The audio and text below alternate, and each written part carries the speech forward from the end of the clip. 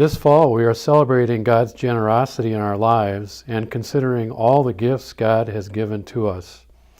St. Paul tells us that the gifts from God are meant to be used for the benefit of others. And because of God's grace, these gifts are plentiful and visible in the lives of God's people in our faith community here at Ezekiel. Like the tree planted by the river of life, we put down our roots in this ground. Someone who was an example in my younger days who had the gift of teaching was my Aunt Donna. Aunt Donna treated everyone in my classroom the same. That surprised me a little. I thought I might get special preferential treatment, but no, she treated every student with great dignity and respect. I was struck by her demeanor. When I started my pursuit of becoming a teacher, I did not see it as necessarily a gift. I felt more like it was a calling in a direction.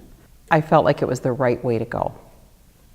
In my everyday life and work, I strive to approach each kid, each class, each day with a dignified, respectful, loving manner.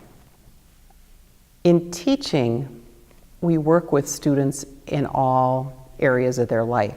It's part of who I am. I do believe my gift is connected to my faith. It really is the Holy Spirit working through me to reach my students.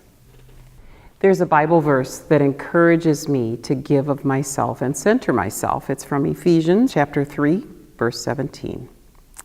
And I pray that you, being rooted and established in love, may have power, together with all the saints, to grasp how wide and long and high and deep is the love of Christ, and to know this love that surpasses knowledge, that you may be filled to the measure of all the fullness of God. Generosity is something that applies directly to teaching and directly to living my faith. The more I give, the more I get back. It applies to faith, it applies to teaching, it applies to relationships. Being generous in regard to teaching means giving much more than 8 hours a day. It means living the life that I was called to live. It means filling every student's day with all the love I can squeeze in.